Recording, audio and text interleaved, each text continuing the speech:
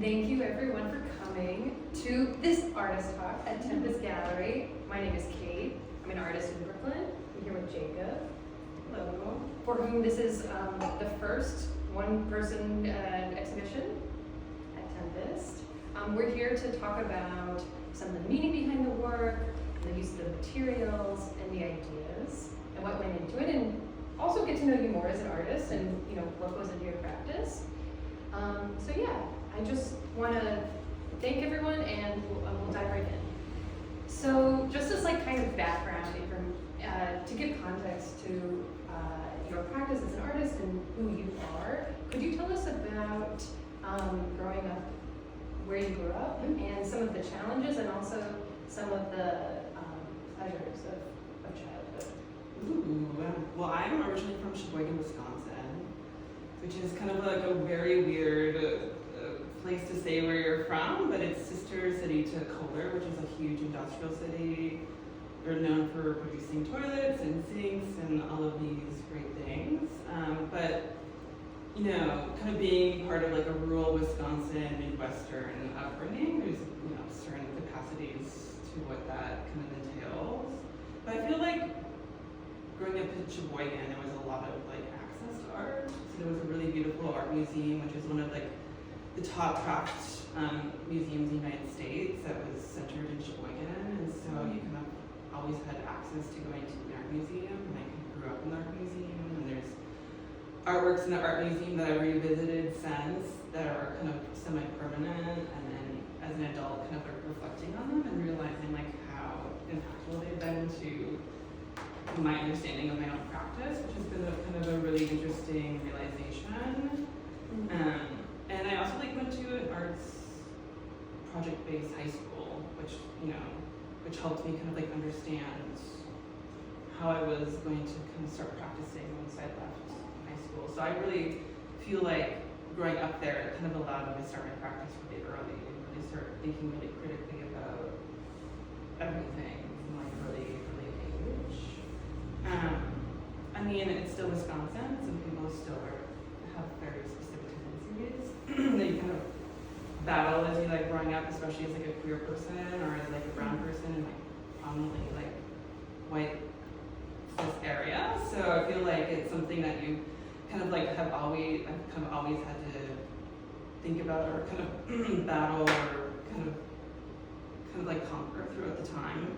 But I've always been very focused, and so that's what my mother would say. She'd be like, "You were so focused, you just wanted to get out of there." And I was like, "Yeah."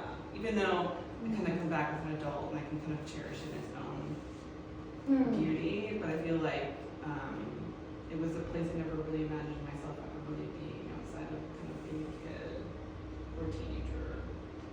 Wow. Were there strong craft-based practices, or what was your first exposure to textile? Were you an early crocheter? Well, my grandma taught me how to hand knit, so hand knitting is very special to me just because even though my grandmother isn't here any longer, it's something that I can kind of connect to and it kind of grounds me. And even now, even though hand knits aren't really part of my art practice, it's something that I do often just to kind of ground my hands back into making and kind of centering my body again. But I learned how to actually make clothes from a really young age. So my background is in fashion, and I started learning how to traditionally make clothes from 5th grade. So it was just always kind of something where it felt integral to kind of me kind of operating through the world was sewing or knitting or fiber or any of these bases. And then the artwork that I remember from the art museum was there was this incredible installation. One of the things that the art museum does so well is they've been acquiring artist spaces, artist spaces where the space becomes the artwork, where they've kind of taken the space up to a certain capacity where that really is what the artwork becomes, is what the practice is how it can uphold the space.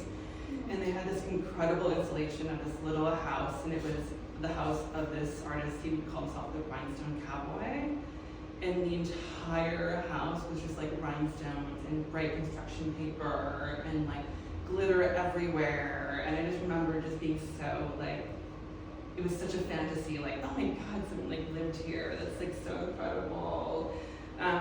And so I feel like just like not really knowing how that would live in me as an adult. I feel like as a kid, those were like very specific things that I like really kind of remember. And also, I just want to ask, what were some of your like first pieces of clothing that you created?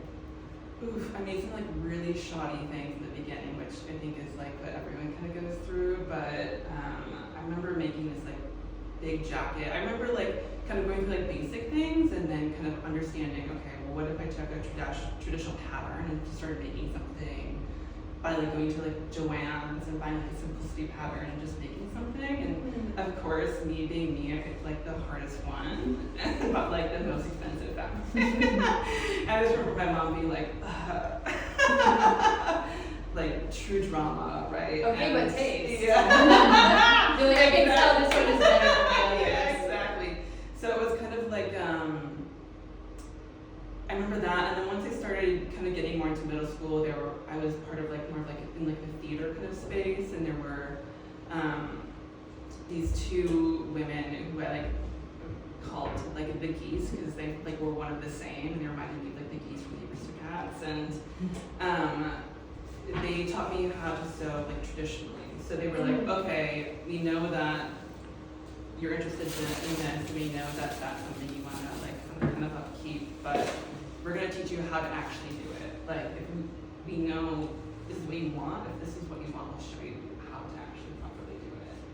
So they showed me from like grade 7 all the way till I graduated how traditionally like really make proper clothes.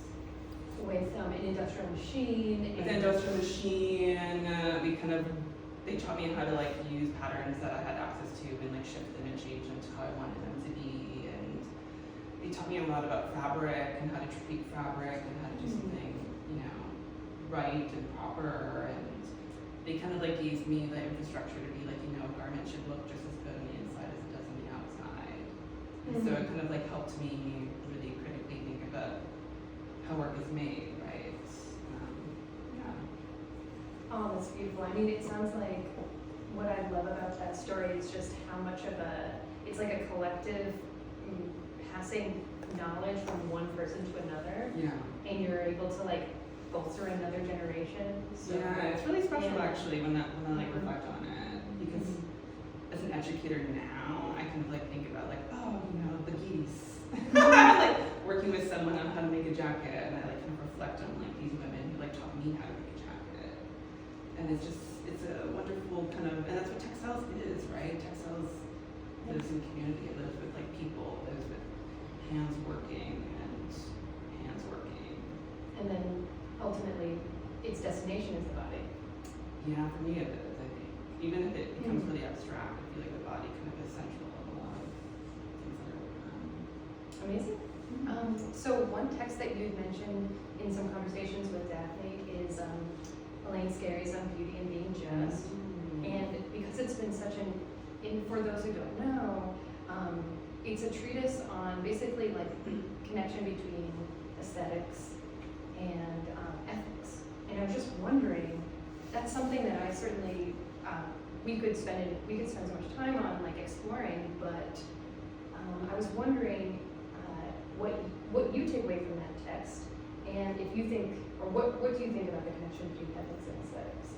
Well, I came to it by a dear friend, an artist friend, and I feel like I was really interested in it because through grad school and through all of these kind of like places I was in, a lot of people would be like, oh, your work is so beautiful. And I'd be like, oh, what does that mean though? Like, is it, you know, is like beauty just kind of like the adornment, right?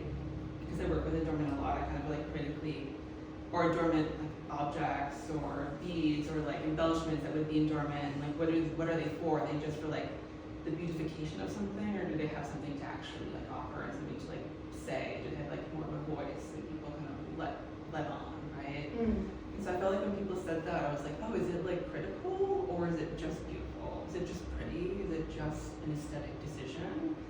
Or does it like kind of live elsewhere in that? And so the text was like really interesting. I've read it so many times, and I feel like every time I read it, I kind of dissect something else from it. But I remember like reading it for the first time, like really critically thinking about it, and it reminded me of a conversation I had when I was in my undergrad in fashion school, and I had a professor who was incredible because she led a lot of her teachings, and especially in fashion school it's so rare, but led a lot of her teachings in like how clothes can be designed for like empathy, like how do we design for empathy, how do we design for human, how do we design for change, and all of these kind of like contexts of what fashion can be more than just like money and fabric and laborious systems, right? And so we had a discussion because I was doing all of this reading on sustainability, and I was kind of like, oh man, this is like so global, and how do we even like solve anything? Like, are we trying to solve something? Like, what? We have to solve it. It's like awful, right? So like, and she was like, well, let me ask you something right now. She's like, does the world need more clothes? And I was like, no. She's like, but the world needs more beauty. And I was like, oh, that's so interesting. That's like such an interesting way of kind of thinking about practice, I guess, a little bit differently. And so I kind of held on to that, and then I was reading the book, and I came across a line that was like, beauty is allied by truth.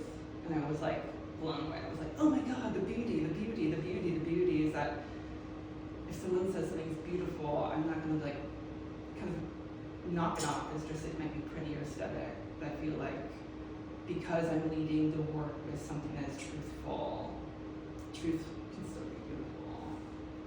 That's gorgeous. Do you think that in people's critique, or I mean, the text obviously brings this up, but you perhaps detected it in when people were talking about your work, is there something, would you find like it's almost like reductive to say something is merely beautiful? Or is there something like, and underneath that, is it also like kind of, I almost, when I hear that, I feel like it's almost like anti-fem, like merely, or it's like, do you see like the... Well, I feel like it's like mixed, because you're like, well, I want to make something that's beautiful, but like, because we kind of live in a system that is like patriarchy led, just being beautiful isn't good enough. Absolutely. And so it's kind of like, I think the text helped me understand that like beauty kind of isn't enough sometimes. And Yeah, totally. and like beauty is actually like so much power, and when you come to that, it's like, but like being femme is so much power, and like all of these things. So it kind of like led me to kind of being a lot more critical and thoughtful about like how I was working and the decisions that I was making. I love it. I love it.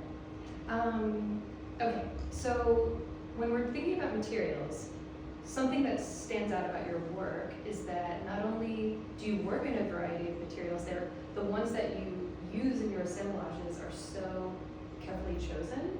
So this is kind of like a two-part question. Like, what is the process of experimentation like in your studio when you're kind of like bringing new materials into the fold?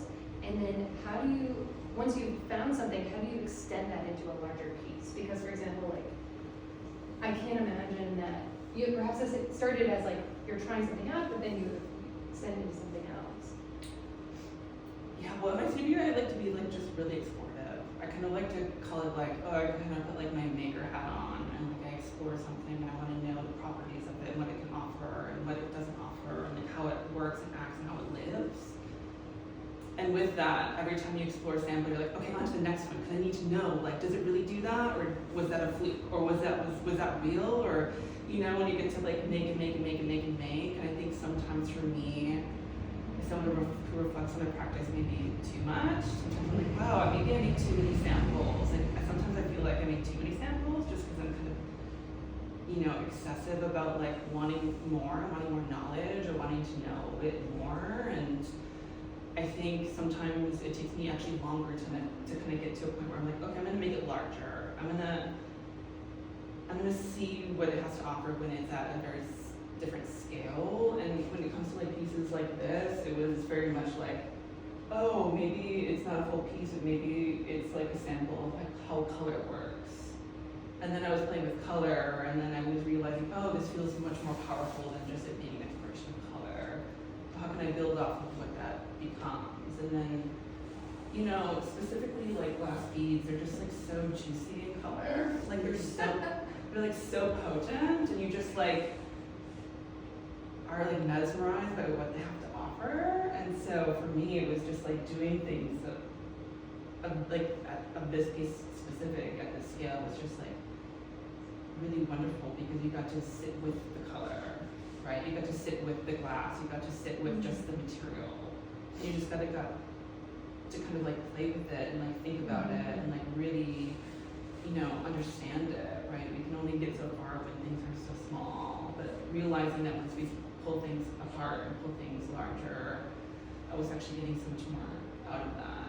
So then when it came to like this piece in the back, I was really interested in playing with like metal, because metal's just like not my material. It's never really been my material. It's like very scary or intimidating. I felt like it was a very intimidating thing because it was just like, oh, like how do I put metal together? Like I would have to use flames and I'm not about to like kill myself. Like what is, I don't want to damage my body. So like what is another way of kind of thinking about that? And so for that piece, I really didn't make any samples at all. I just kind of went for it. And when I was like thinking about it, I was like, well, how can I put two pieces of metal together? And actually I started really playing with like bead weaving the metal pieces together. So they're bound by a technique that I know and that I've been kind of like familiarizing myself with really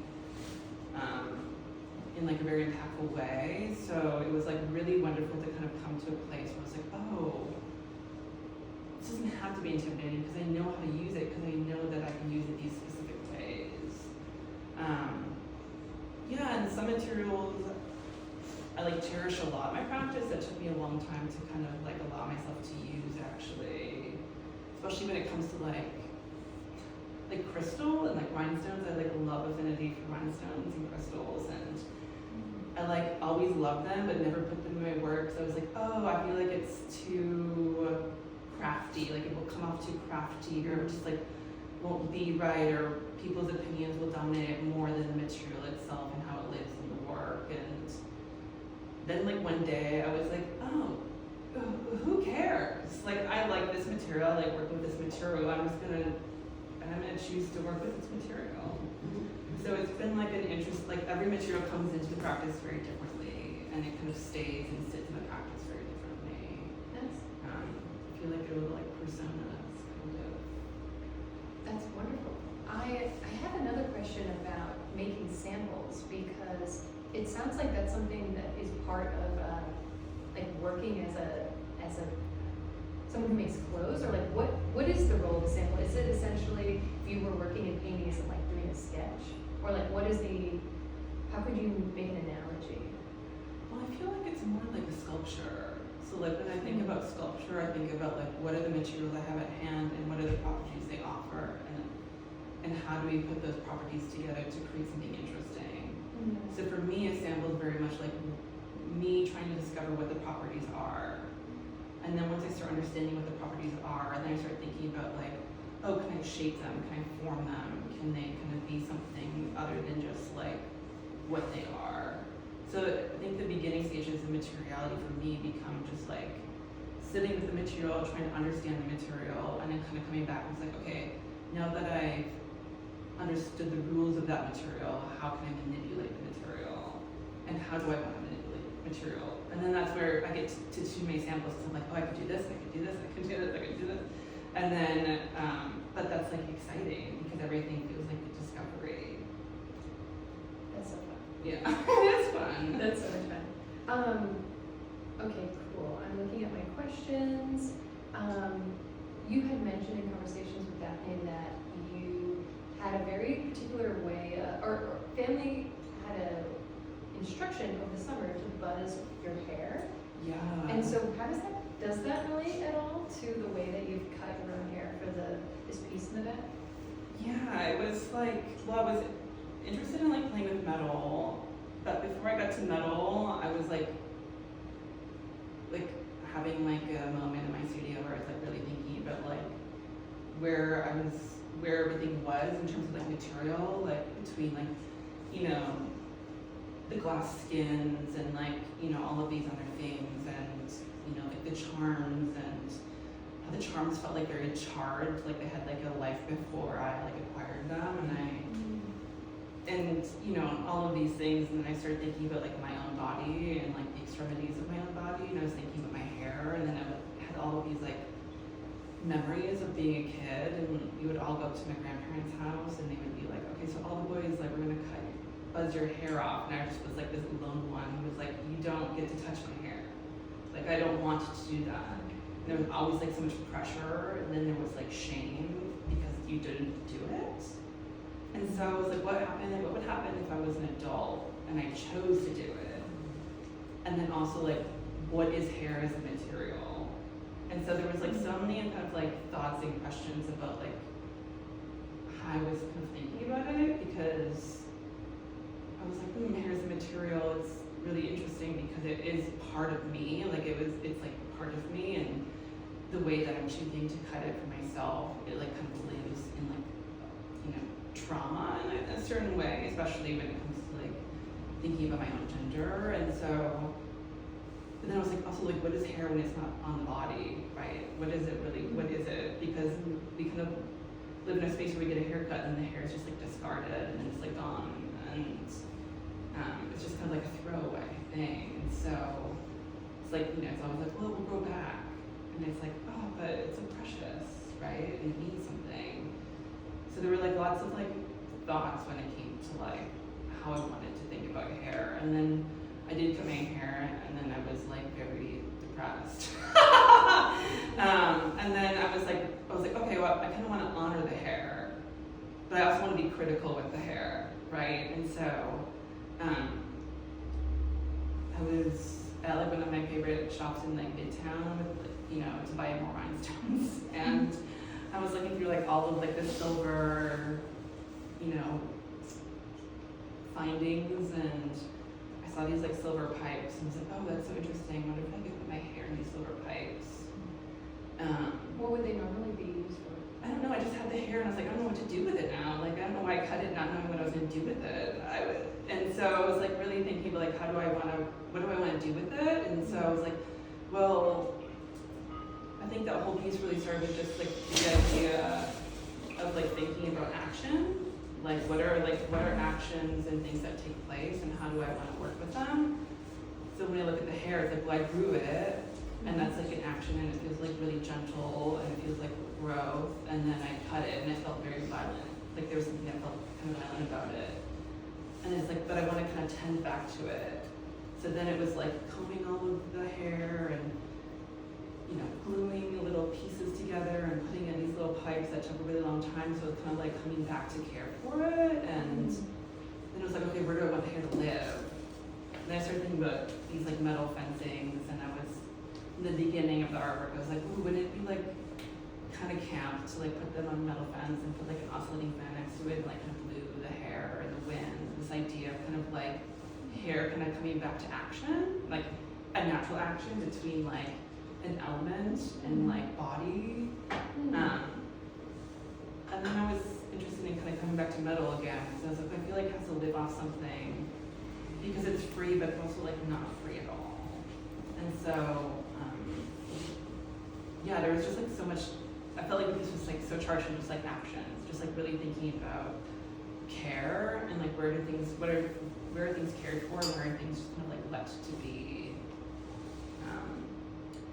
Yeah, so interesting. I mean, I feel like we're gonna come back to the metal, because in a way it feels like it's an armature for the piece. It's connecting it to the wall. It's containing all of the assemblage of the hair pieces, but it's also doubling as like a fence or a kind of barrier between you and someone else, because it seems to be chicken wire.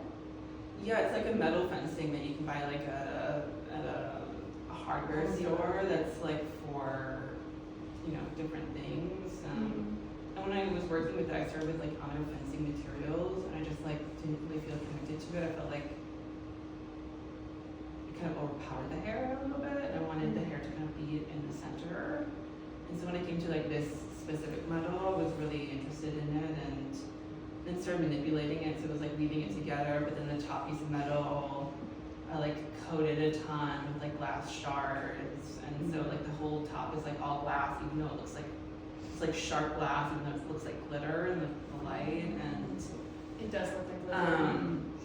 and then like all of these little hair pieces are on little jump rings, but like I feel like the true connection between the two is like the action I thought about the most, which was like a discussion. I feel like I had like a lot where when I was like talking about the piece, because this piece was like kind of made to be here. Like I hadn't made it. This was like the newest piece that I made. I was like, oh, I think I need the hair to be connected instant. Like I almost want it to be like an act that's fast and quick and kind of just like done harshly, not done delicately. Like I don't want to put on a jump ring and try to get the jump ring on the metal. I feel like it just has to be like done. And so all the hair pieces, even though they kind of intended to and put in silver piping and have little jump rings, and some of them have crystals on it or whatever, they're connected to the fencing through like a zip tie. It was like I wanted the instant zip tie act. And zip ties feel kind of permanent, right? Taking a zip tie off, that's really taut, it's like really difficult. And so I feel like I needed that like action of like kind of pulling something towards it, even though it may not want to actually live there, which I feel like was really integral to like how that piece like really sits. For me, it's like the maker of it. Oh yes. I guess I love talking about this piece individually, but I'm also interested in how it connects to this one on the left and beside us, because there's this undercurrent that you've invited. On one hand, the delicacy of textiles and beadworking and these like what you described as like skin-like, I don't know what to call it, a glass. Yeah, like woven glass. And then we have this like concrete, like Donald Juddian platform, like a pedestal. And what I'm hearing also is I'm thinking back to you're talking about like Wisconsin, and there's like this suburban industrialism, and I'm just wondering if there's a connection. What do you see like the industrial materials in contrast to the like the delicacy? Like what does that tension kind of represent? It's like a tension I like set with a lot, because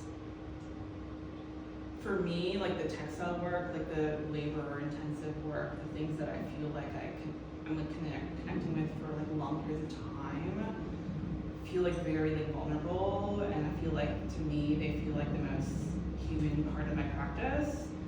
And so for me, when I like abstract it with like what I like to be calling like these like infrastructures, right? It's like metal and concrete and like, you know, all of these things is like kind of like for me is like, oh, you know, there is this like delicate humanness, but it is always in contrast with infrastructure that we make for ourselves. Mm-hmm. And so for me, it kind of goes into like a larger kind of span of like societal infrastructure and expectation infrastructure and like patriarchal infrastructure. And so as someone who like wants to not be in parts of those infrastructures and wants to kind of hold them accountable for like damages that have been done to a certain extent, I think it's really important to like kind of see like rubble of infrastructure in contrast with these like forms that to me feel more vulnerable, and that even though there's infrastructure here, those textile pieces are more powerful than infrastructure will ever be. And so for me, it's kind of this like bridging between the two is really important, because I feel like they offer tension that is like so needed. And to me, it feels like they have to be there because they're critical to what the work has to say, right?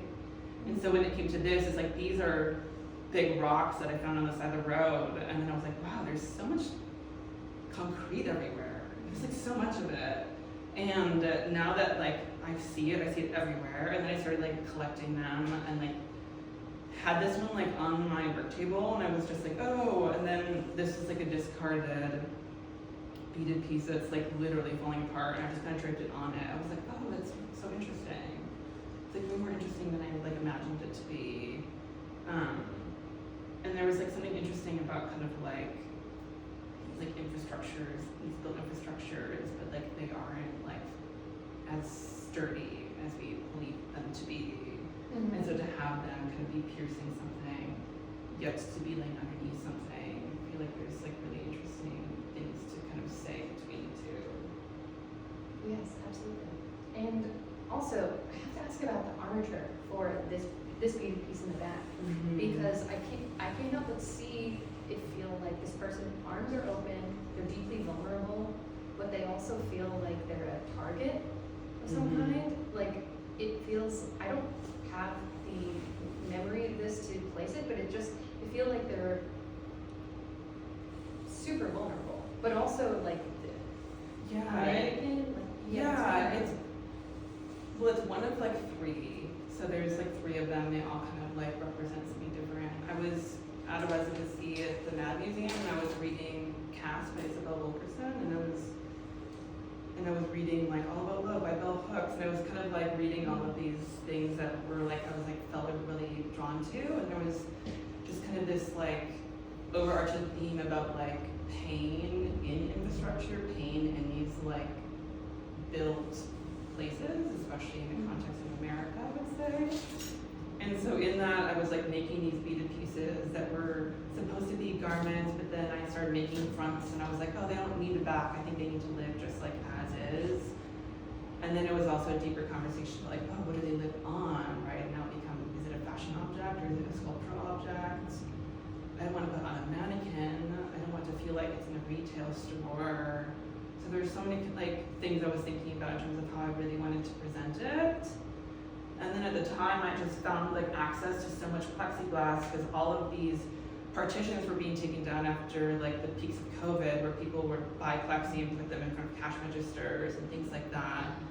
And so I was kind of collecting them, and then I got this idea of like, oh, what if it's just kind of a front, and they were kind of like molded to kind of follow different topographical parts of a body, right? And like the highest point really being the heart, where like one might be a target.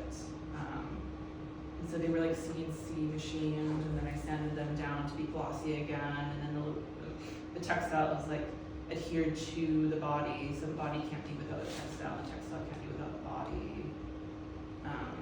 And so it was just, there were so many thoughts, and then that the tracing overall is like a tracing of my body. And like this piece in particular, like really centers around like the idea of having to kind of feel like you're like quivering around something that isn't meant for you, right? Or someone says something or does something that like isn't okay, and then you have to face it, but they don't have to face it. So it's just, yeah, it's actually like the oldest thing in the room, and so it's interesting kind of bringing it in. And kind of like letting it kind of be here and sit here, and how I had it in presentation before was like not on a wall, it was contrasted with like a chain and concrete, and kind of bringing back the infrastructure, and to kind of succeed in this way has kind of like offered a new life for me, actually, kind of like seeing it on a wall like this. It's so good to hear, because I totally thought that this was a like a man-made, prefabricated mannequin of a kind that you then created yourself around. But I can see that there was just so much. It's so much more connected to your body and your expression of vulnerability. I feel like we've talked on so many different like themes tonight, and I was just wondering, in a more broad sense, do you feel like your work has a political orientation? But obviously there are these, you're challenging structures, you're presenting challenges. I'm just wondering what you thought about that. Well, I think my body is inherently political, and because I'm talking about my body, I think the work just is political. And because I'm kind of thinking and talking about structures that aren't healthy for human beings to live under, or doesn't value every kind of person, I think the work then just is political. Yeah. I think textiles also, just as a medium, is political, because they are so communal. And I'm also working within practices that take so long. And so sometimes I feel like when I'm in my studio, I'm like, oh, this is taking forever. I wish I had like 15 bodies in here who are all helping me, or like we're part of this like this make. And then I'm like, oh, but it's kind of wonderful to sit with the work on my own, and it feels like so anti-capitalist to just sit here and eat all day. That feels like really wonderful. So I think even when it comes to just like the nitty-gritty of the work on its own, I feel like it, in its action, it really kind of feels somewhat political. Yeah, absolutely. Okay, I have one more question to round us out. Because you are an instructor and a teacher, you hang out with young artists all the time, and I'm wondering if you have any advice for either your younger self or young artists that you encounter in general. I feel like just follow your gut, follow your instincts, and ask questions. I feel like those are like the main. I feel like there are times within my own practice where like I feel like I have to center on people's opinions versus knowing what I know that I want or need. That's beautiful. Thank you so much. Thank you.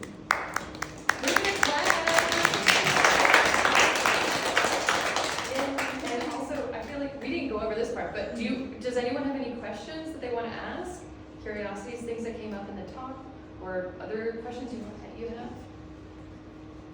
I was kind of wondering how you made the leap from more like adornment and fashion-based textiles to your art practice and its more sculptural work.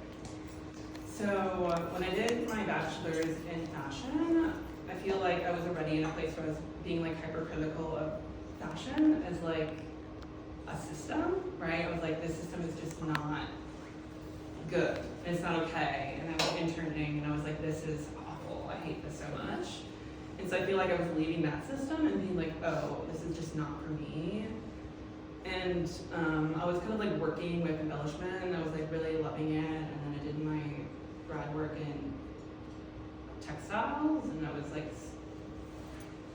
working in a very specific practice there. And then one day, just like I was like, oh, I think I'm kind of over all of this, because I feel like all of this is centered in what people want me to do.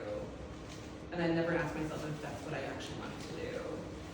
And then I just started kind of like going into making things that I knew that I wanted, or like asking myself questions and sitting with questions that I was asking. And then it's funny because like in that time, like at that moment, I just remember being like, oh, I feel so free that I can finally just say that I wanted to be an artist all along. Right? Like I never wanted to be a designer, because I never wanted to be part of that system.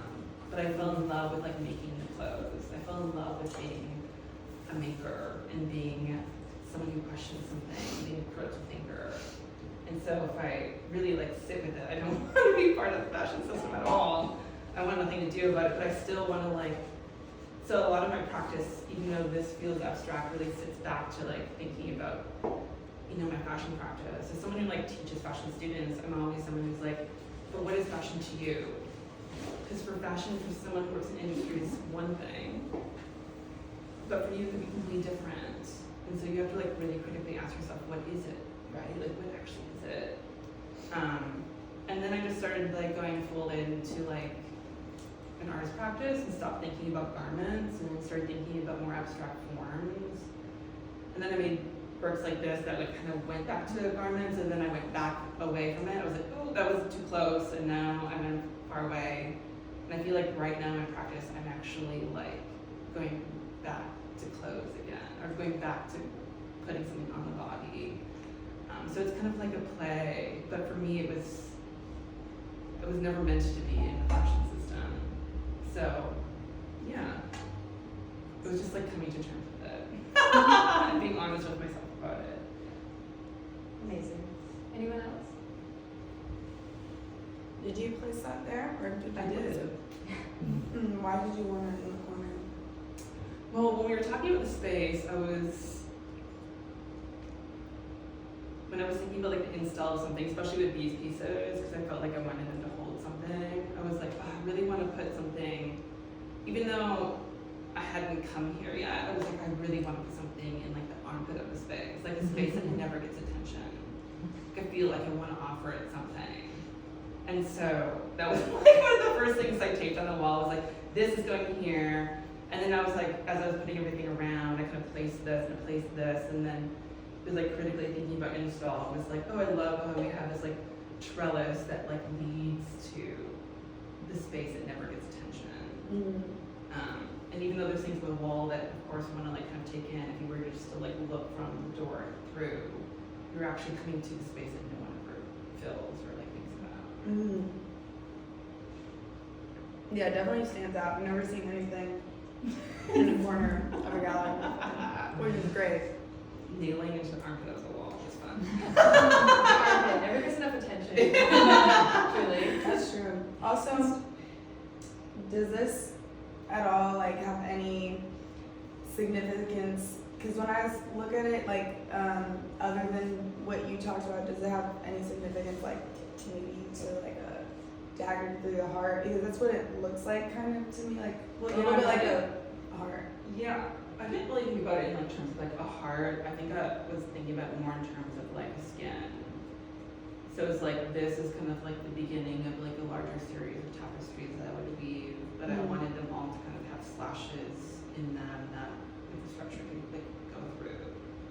That even though like this is like, you know, really thoughtfully made, and what's fun about making the tapestries is I can like kind of start and stop and like expand wherever I want to. Because I'm not like on a loom or not on a machine or not on all these things. It's just me, my hands, like thread and needle and beads. Yeah, that's. But I think the color in this one very specifically is so potent to being very bodily that I feel like that's something that kind of requires you to think about body. Yeah, the way it's pinned, it just looks kind of like there's like maybe a artery that's supposed to be coming from this side and something that tube like below it. And that's why it just looks like a real heart to me, like not a fake heart, but like a real heart. That's why I asked that. My interpretation of that is that it looks very feminine. Like it's like somebody wearing a red dress and like that curve on the side. It's like the curve of the body, and that metal piece is going through like the shoulder bone of the person wearing the dress. I can see that, but it does look good at the shoulder. It feels like the emotional heart of the show, and a lot of people go to it first. They ask me how it was made, and you know, I don't know exactly, but I know that you use threads, seed beads, and that you can start and go back in any section of it, which sort of creates this like very special, variegated texture and color all over it. And then one thing I can't usually point out to people is that slash. Like I can't like really. Oh yeah, this one. Really there's like a big open one it, but- here, and then there's one right up in here. And then the metal is actually connected by tension. So the metal's not connected to the wall; it's only connected to a string that's being held by a nail. So it kind of like even the property that kind of wants to cut through it is neat and stable enough to be on its own. Any other questions?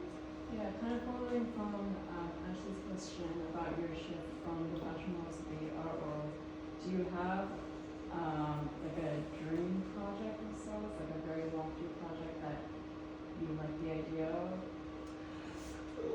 Well, Scaparelli. yeah, I mean, I've always wanted to make a public artwork, actually. I feel like lately I've been like kind of itching to make a public artwork. I feel like part of my practice is that I have too many ideas and that my hands can't work fast enough. But you know, I feel like the dream is to be able to just have a studio and to be able to sustain it and to be making all the time and to be exploring all the time and to be doing that with people that I care about. And that's kind of the big dream. And then the other dream is to have a partnership with Frosty Crystals. That's the second dream. An artwork, a public artwork with Just Frosty. Dreamy. I think it's coming into existence. We're manifesting. We are. Every day. In this It's like moment, I have a sponsorship with Frosty. That's what we I are said. holding the intention for you with Thank you you. right now. It's happening. Yeah, totally. Anyone else? Do you feel like lifespan or like life cycle has a role in your work? I feel like it used to. I feel like my practices that I don't practice anymore definitely have life cycle. That was like very intrinsically a part of how the work operated. I think these ones' lifespan are more operated in like, this is how long I sat with it. So for this piece, it took me like a year and a half to make, right? And I worked on and off it for a year and a half. So if I think about lifespan when it comes to this, I was like, wow, I spent a year and a half like on and off working on this one object. I think that's kind of interesting, especially to think about.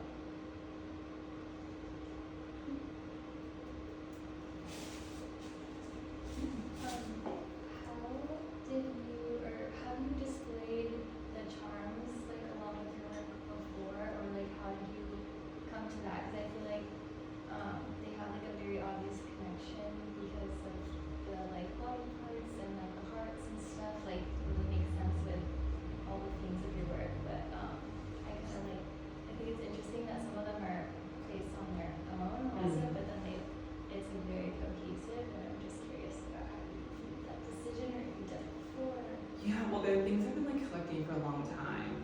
So they're like milagros, and they're from Mexico, and my family's from Mexico, and I remember them being in my home as a child, and as like a artist practitioner, I was like